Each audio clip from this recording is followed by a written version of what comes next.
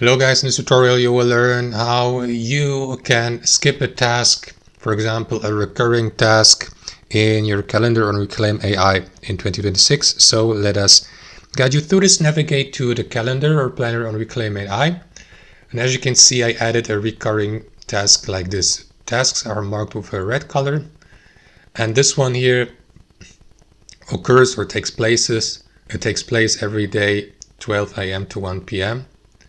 in the noon. And let's say for instance tomorrow I can't attend the task.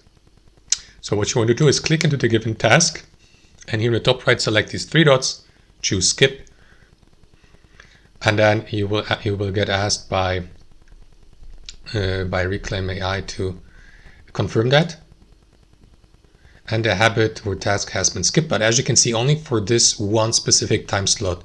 If it's a recurring habit, you would see the next time slot being unaffected by this skipping. And that's it.